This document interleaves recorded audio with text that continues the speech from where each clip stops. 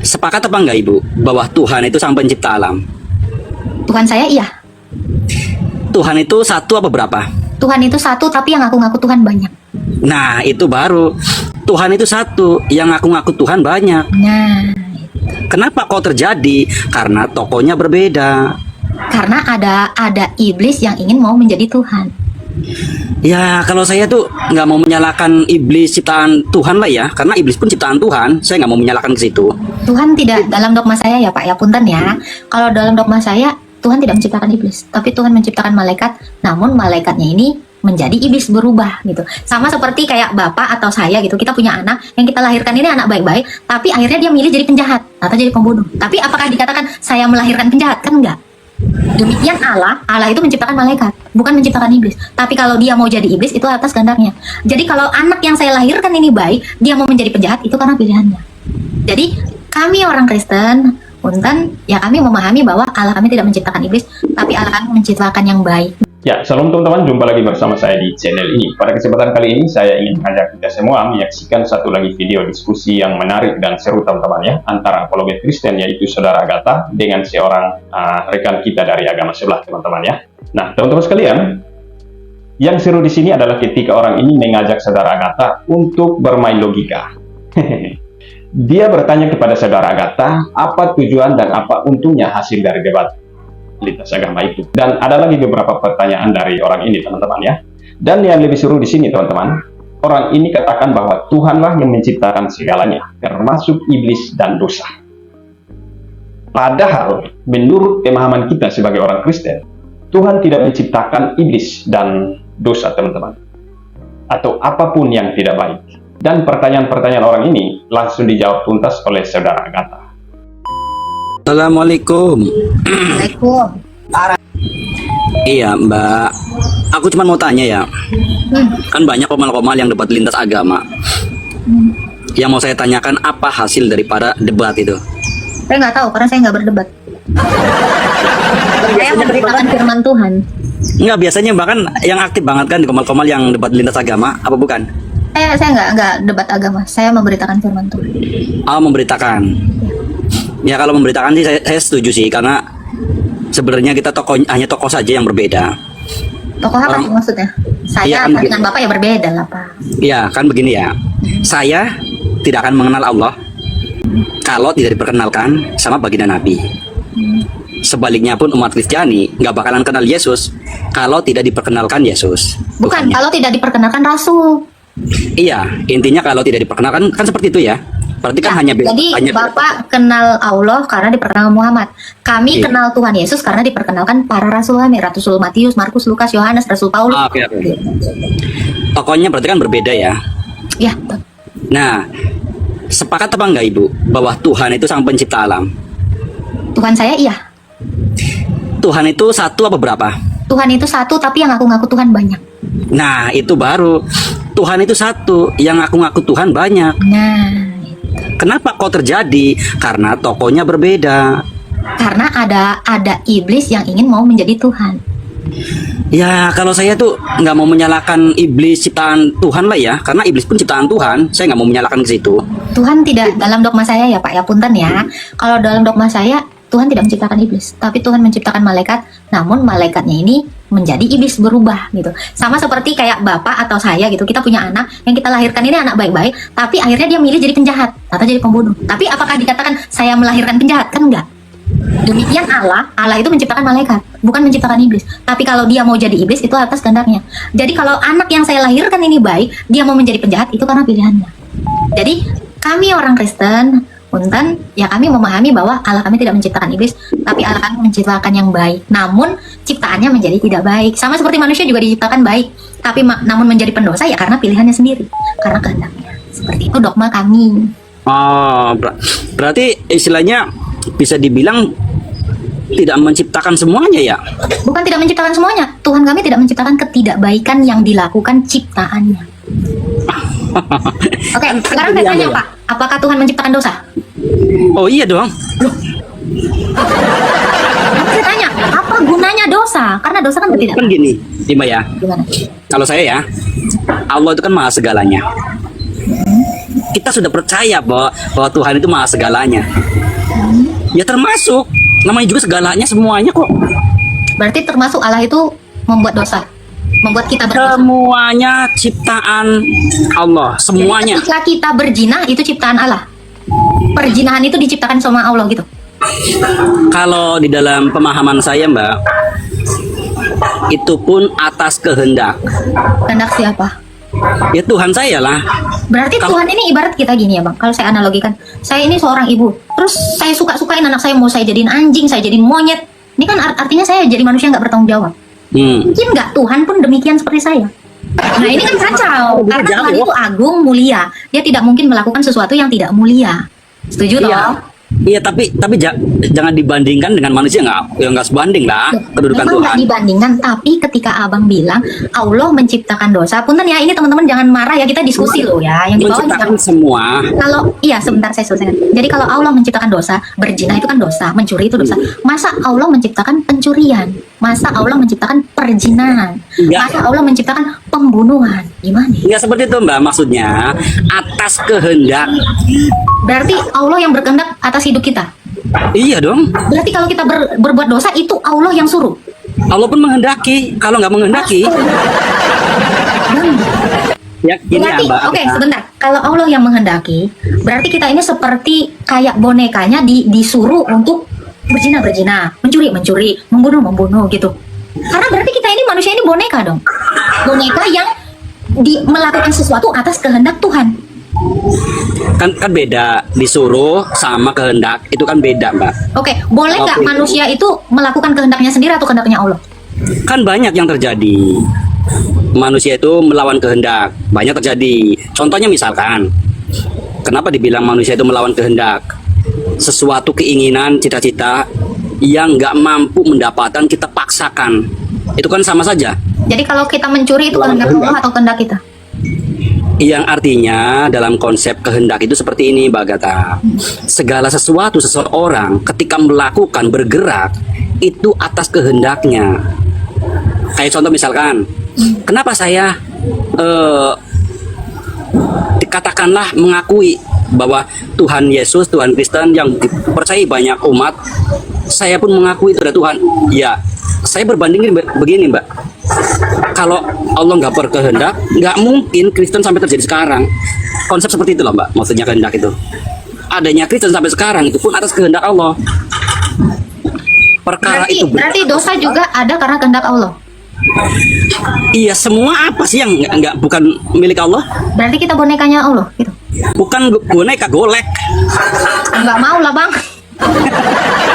Oke, itu kan dogma Abang, tapi di dalam dogma kami enggak. Jadi makanya kita kan berbeda, ajaran kita berbeda. Jadi kalau Abang bilang tadi Kristen ada itu karena kehendak Tuhannya kami. Tuhannya Abang. Kenapa? Karena kita masing-masing umat beragama mengimani Abang mengimani Tuhan Abang yang berkehendak. Kalau saya imannya yang demikian. Jadi Tuhan kami ini hanya menciptakan yang baik, tidak pernah menciptakan yang jahat. Namun kalau manusia ini memang berbuat jahat, yaitu karena manusia itu berkehendak juga. Soalnya di dalam Injil saya, manusia itu diciptakan segambar dengan Allah. Kalau Allah memiliki kehendak, maka manusia itu yang adalah diciptakan dengan gambarannya Allah juga punya kehendak. Tetapi Tuhan itu menginginkan, inginnya Tuhan itu kita itu taat kepadanya, bukan taat kepada kehendak kita. Iya, ya benar.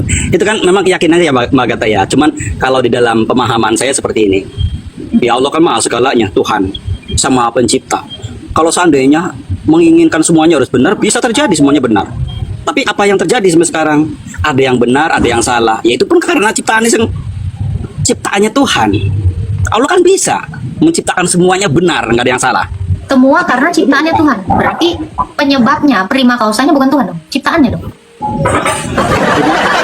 Karena semua karena ciptaan Tuhan. Adapun sekarang ini berantakan nggak baik karena ciptaannya. Berarti sang prima causanya bukan Tuhan, melainkan manusianya, ciptanya. Loh gimana? Gimana? Coba Karena ulang. Abang bilang tadi, jadi ada pun terjadi di dunia ini ya banyak sekali hal ya dosa besar. Itu karena ciptaannya. Ini statement Abang, makanya Abang mau meluruskannya atau enggak nih? Jadi bukan karena Allah, tapi karena manusianya kan, ciptanya kan. Semua atas kehendak Allah. baik buruknya manusia itu atas kehendaknya.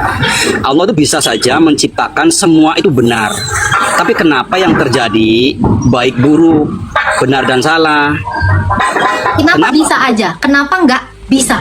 Kalau Sebenarnya- bisa aja, berarti itu kan kayak abstrak gitu ya, kayak nggak pakem gitu loh, nggak ini ya, nggak absolut gitu. Bisa aja, berarti itu masih tanda tanya ya. Bisa aja enggak? Bisa aja iya, bisa aja enggak? Mungkin nggak Allah itu tanda tanya seperti itu, kayak ngambang.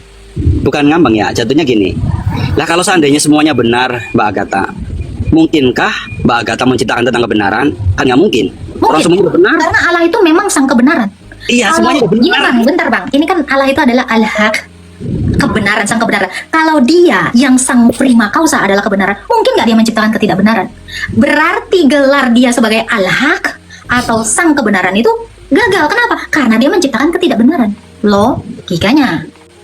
Nggak, Berarti Allah itu harusnya tidak digelari sebagai sang kebenaran. Tetapi kenapa di dalam dogma saya Yesus itu adalah kebenaran, Yesus itu adalah al-haq? Ada ayatnya di dalam Yohanes dikatakan akulah kebenaran.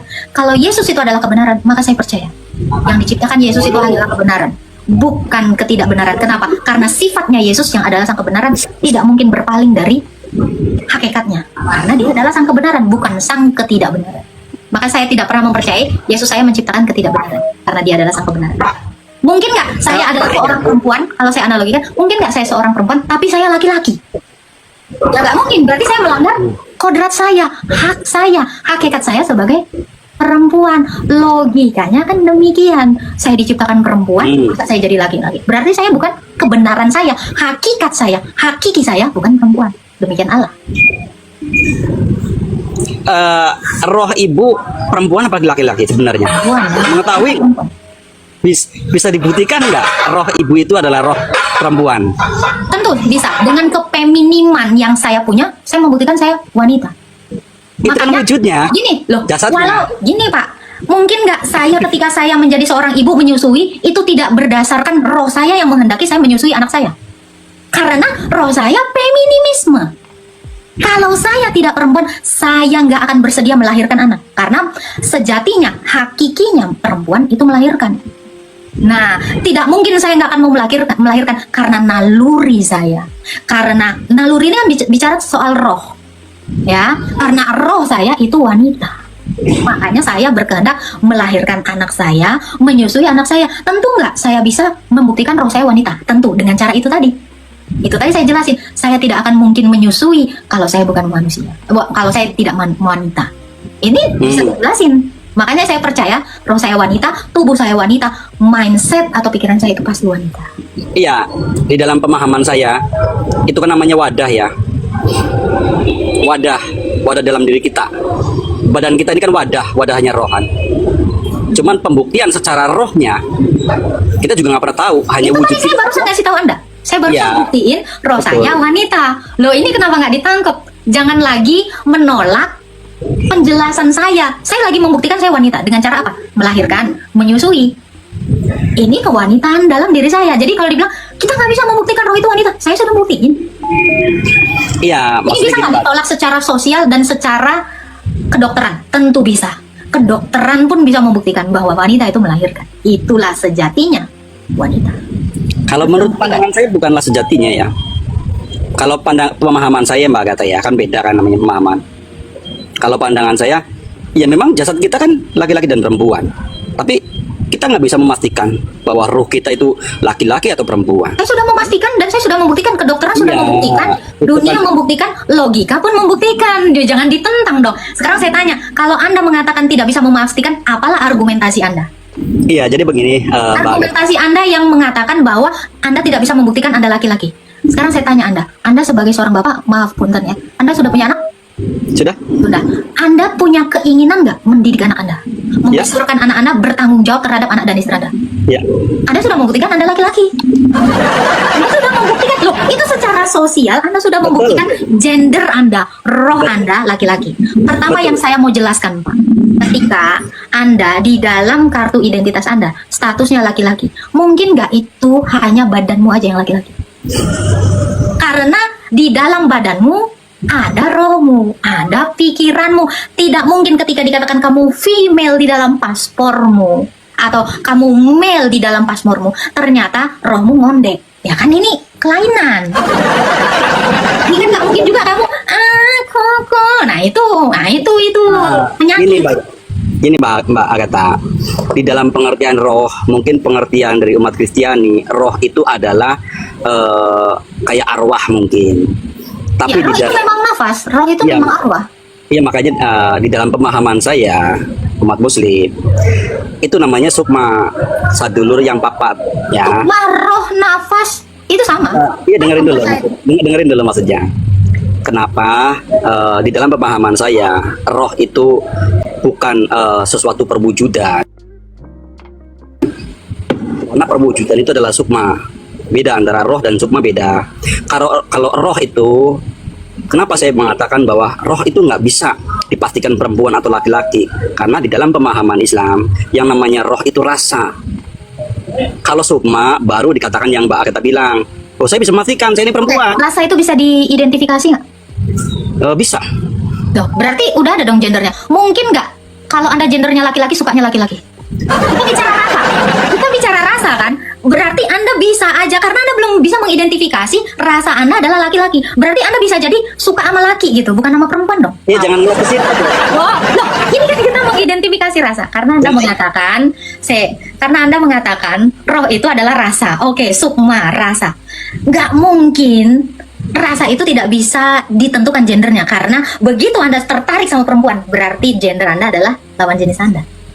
Itu yang saya katakan gini Mbak Agatha. Perbedaan antara umat Kristiani dan umat Islam kenapa bisa dibilang beda? Dari pemahaman roh menurut umat Kristiani yaitu adalah sukma. Sedangkan di umat Islam yang namanya roh lah bukanlah sukma. Kalau sukma perwujudan kita, tapi kalau roh itu bukan. Gitu loh. Itu kan nggak bakalan pernah ketemu. Oke, sejatinya rasa Anda tertarik sama perempuan atau laki? Ya nafsu banget oh. Sama perempuan toh? Berarti Anda laki. Berarti rasa Anda sudah teridentifikasi Anda laki. Oh, udah selesai. Oke, thank you ya Mas ya. Berarti udah tahu ya. Kita berarti bisa nggak kita mengidentifikasi jenis atau gender dari roh? Bisa. Karena Anda sudah tertarik sama perempuan. Kalau Anda tertarik sama laki-laki, berarti Anda bukan laki. Oh. Gini Mbak Agatha, ya gini ya, cuman beda pangkal paham saja kita. Karena penganggapan saya itu bahwa roh itu bukan perwujudan kita. Karena Tadi abang bilang roh adalah perwujudan. Sekarang ganti lagi. Saya mendengarkan loh dari tadi. gimana bisa dijelaskan? Kan awal saya bilang, Semua saya rekam di kepala saya. iya, kan saya bilang perwujudan itu adalah sukma. Kan Kalau beda. sukma itu adalah roh. Berarti roh tadi barusan bukan. Anda bilang tidak Sukma itu tidak ada bukan roh. perwujudan. Ini Anda udah belepotan sih sebenarnya. Sukma itu bukan. Oke, jadi roh adalah Roh itu adalah rasa. rasa adalah Kamu bisa merasakan nggak? oh, kan tadi abang udah bilang kalau roh roh itu saya pahami ini pernyataan Anda 3 menit 24 detik yang lalu Anda mengatakan rasa roh itu bukan sukma, perwujudan, Mbak. roh itu rasa. Jadi yang mana nih? Diputar. Iya, roh itu adalah rasa. Roh itu adalah rasa. Roh itu Yes. adalah sukma. Ya berarti sama dong. Jangan digiring dong. Masa dikatakan roh adalah sukma? Oke, sekarang saya tanya. Sukma itu wujud nggak? Wujud? Rasa itu wujud nggak? Enggak. Kalau nggak wujud, wujud kan artinya ada. Kalau nggak ada, kenapa ada rasa suka? Bukan rasa, bukan roh. Manis itu wujud nggak? Enggak. Wujud. Kenapa? Karena diidentifikasi indera Oh, itu bohong. rasa kita loh. Coba ditunjuk. Ini Pak, makanya kemarin si Coba, Daman. Iya. Makanya saya bilang Iya. Daman Almantiki mati telak kemarin ketika gue bilang kalau kamu katakan rasa itu tidak wujud, sementara ada indera di dalam tubuh manusia itu Coba ditunjuk. mengidentifikasi. Sabar.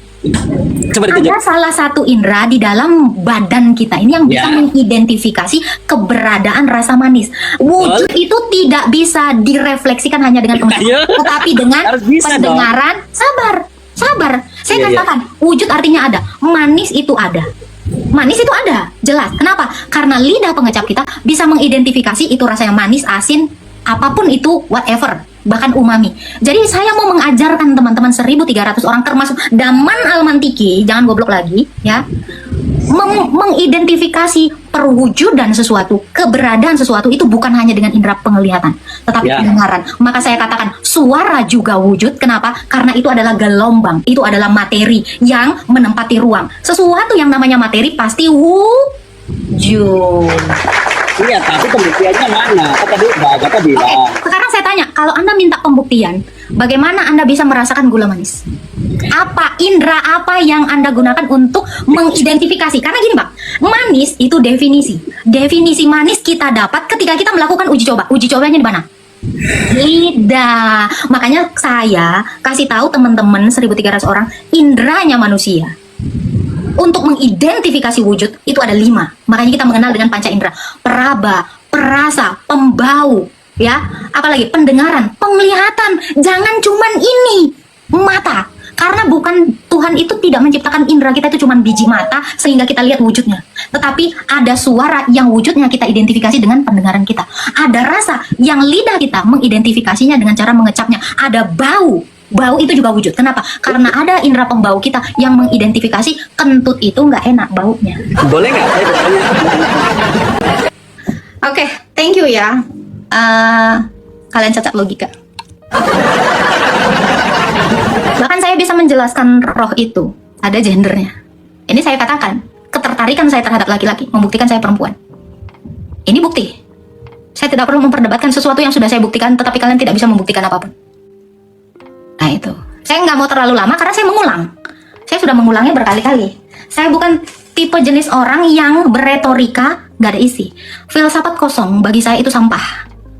Tetapi filsafat yang mengandung janji itu yang berguna untuk kita semua. Jadi roh aja saya sudah bisa buktiin itu ada gendernya. Apalagi manis saya bisa buktiin itu wujud.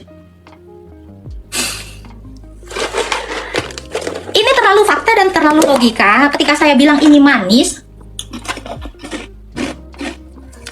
indera pengecap saya itu sudah merasakannya. Bahkan angin itu bisa saya buktikan eksistensinya atau wujudnya dengan indera peraba saya. Kulit saya ini bisa meraba sesuatu hal. Nih, indera peraba saya bisa merasakan ada angin.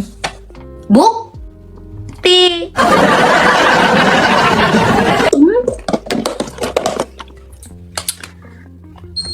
Bisa belajar sekarang? Mungkin nggak musik itu ada? Musik itu sesuatu yang ada. Bisa kita lihat nggak?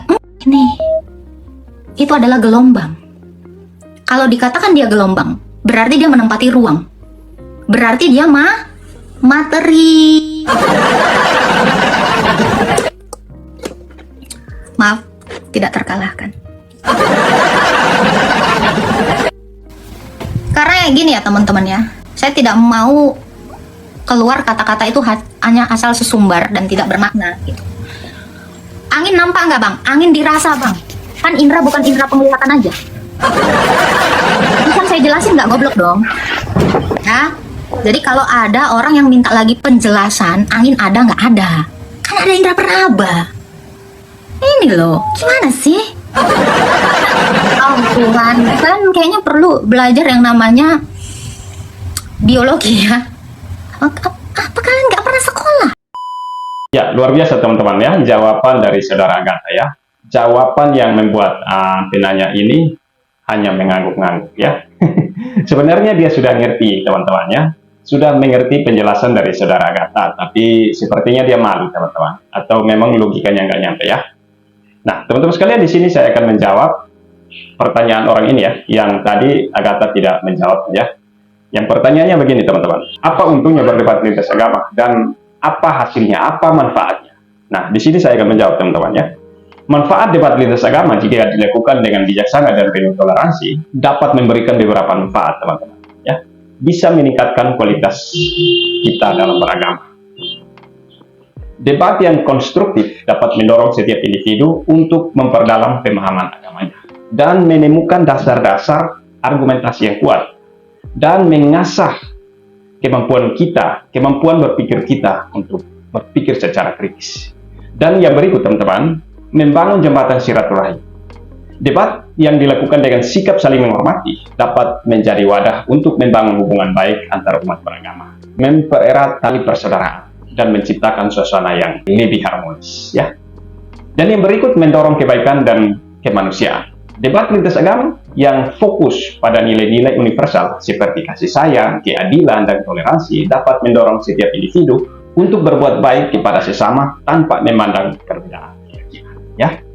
Namun teman-teman, penting untuk diingat bahwa debat lintas agama harus dilakukan dengan sikap saling menghormati, saling menghargai perbedaan, dan menghindari bahasa-bahasa yang provokatif atau menghina sesembahan agama lain. Ya.